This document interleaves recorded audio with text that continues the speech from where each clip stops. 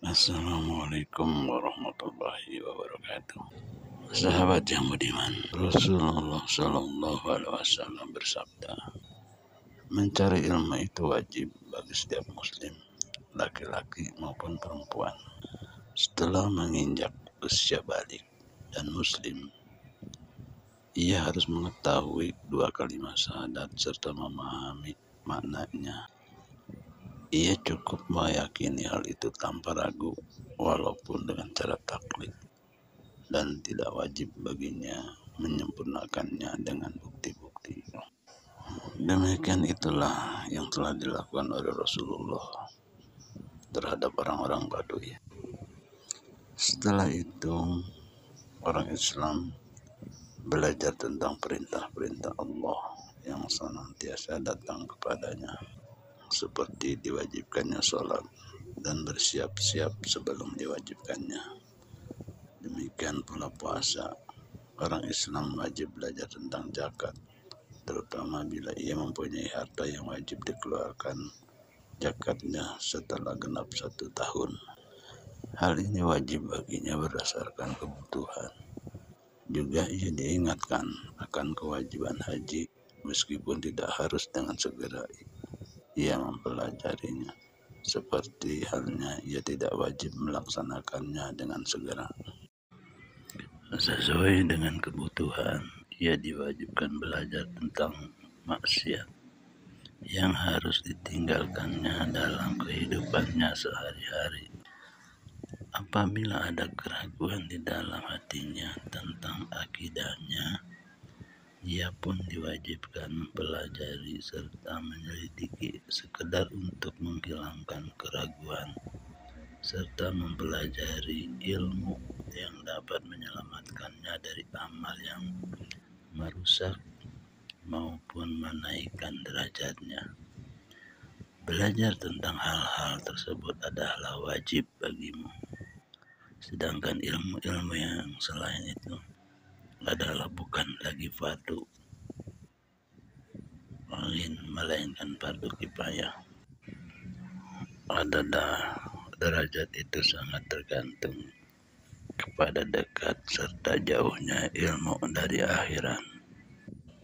Seperti halnya ilmu-ilmu syariah melebihi ilmu-ilmu yang lain.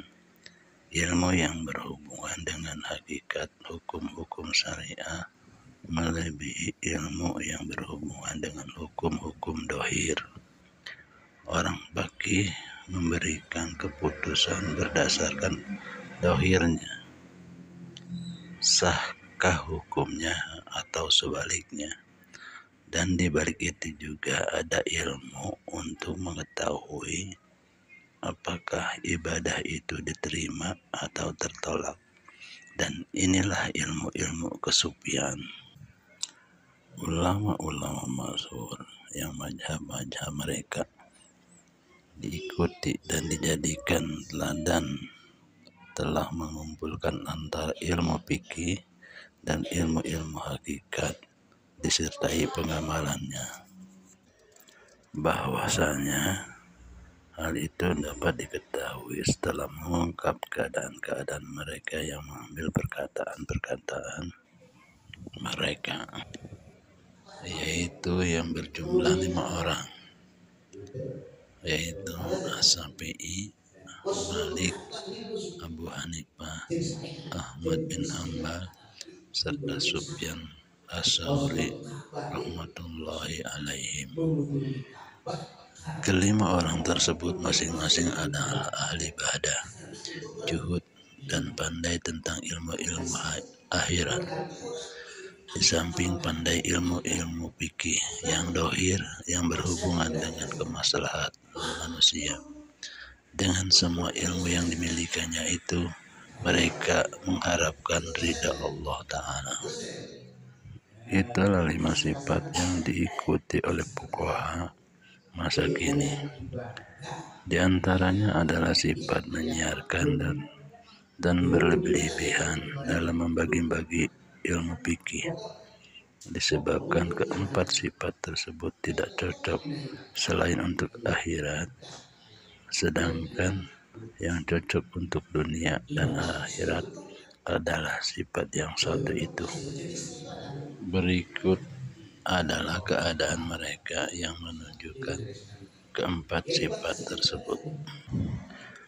As-Syafi'i rahimahullah adalah ahli ibadah dan membagi waktu malam menjadi 3 bagian, yaitu sepertiga untuk ilmu, sepertiga untuk sholat, dan sepertiga untuk tidur. Imam As-Syafi'i berkata, sejak 10 tahun aku tidak pernah merasa kenyang, karena hal itu dapat memberatkan badan serta mengeraskan hati, menghilangkan kecerdasan, penyebab tidur, dan menyebabkan lemah beribadah. Ia berkata, aku tidak pernah bersumpah demi Allah Ta'ala, baik dalam keadaan benar maupun dusta. Imam Syafi'i pernah ditanya tentang sesuatu masalah, tetapi ia diam saja. Maka ditanya, mengapa engkau diam? Imam Syafi'i menjawab, sehingga aku tahu apakah lebih baik aku menjawab atau diam. Imam As-Syafi'i berkata, orang bijak menulis surat kepada orang yang bijak. Ia berkata lagi, engkau telah dikaruniai ilmu, maka janganlah engkau kotori ilmumu itu dengan kegelapan dosa-dosa, sehingga engkau tetap berada dalam kegelapan pada saat para ahli ilmu memperoleh penerangan dari cahaya ilmu mereka. Tentang kejuhudannya, Imam As-Syafi'i rahimahullah berkata, barang siapa mengatakan bahwa ia mengumpulkan antara cinta dunia dan cinta kepada Allah, maka ia telah berdusta. Pada suatu saat cambuknya terjatuh dari genggaman tangannya. Lalu seseorang mengambilnya dan memberikannya kepada Imam As-Syafi'i. Maka Imam As-Syafi'i pun memberinya 50 dinar sebagai imbalan. Jika dibandingkan dengan matahari, maka lebih masyhurlah kemurahan hati Imam As-Syafi'i. Tentang rasa takutnya kepada Allah Ta'ala serta kesibukannya dalam memikirkan akhirat, telah diriwayatkan oleh Imam As-Syafi'i bahwa ia mendengar Sufyan bin Uyainah telah meriwayatkan sebuah hadis mengenai hal-hal yang menakutkan. Tentang hal itu, maka jatuh pingsanlah Imam As-Syafi'i.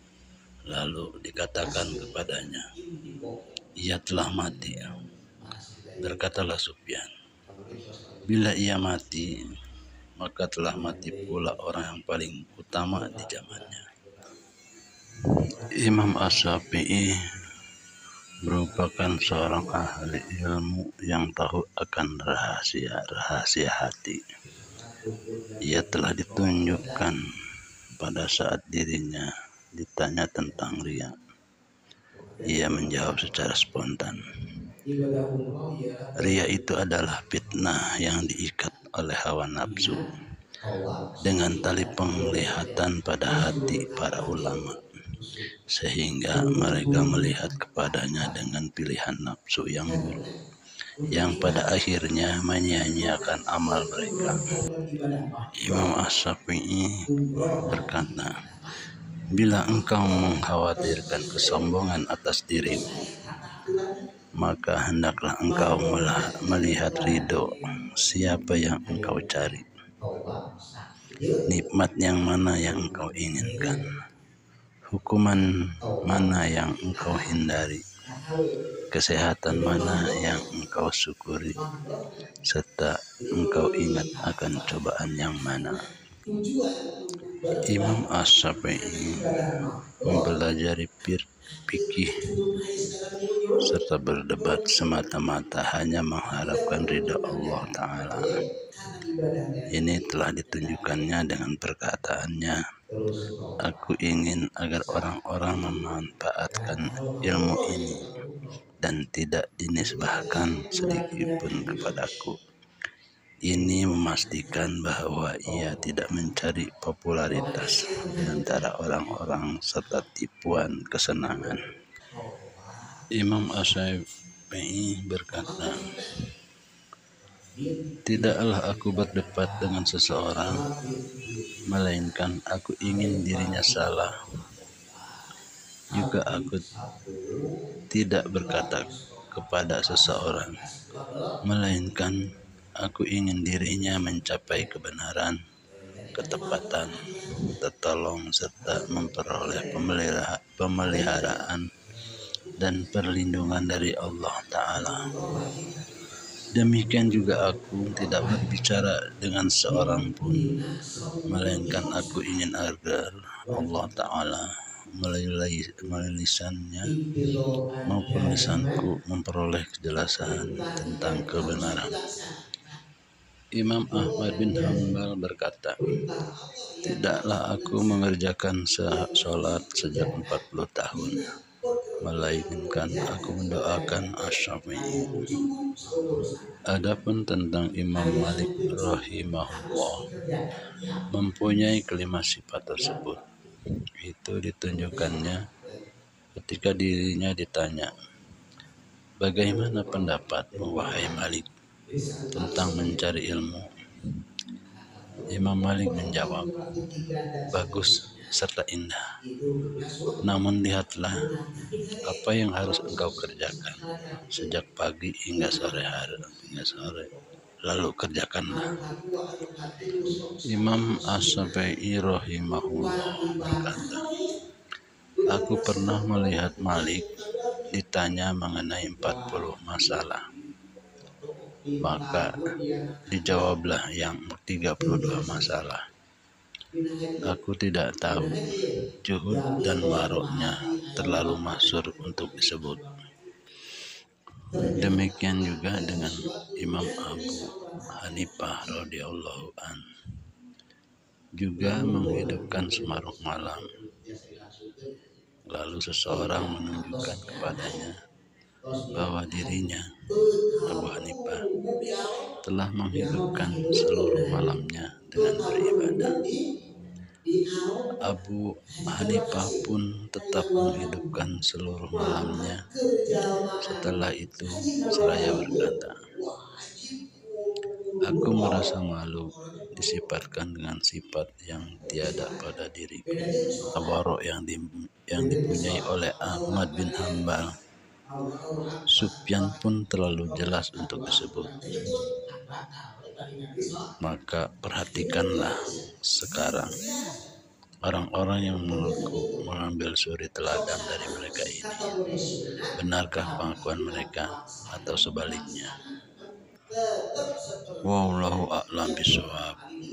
Semoga bermanfaat. Amin.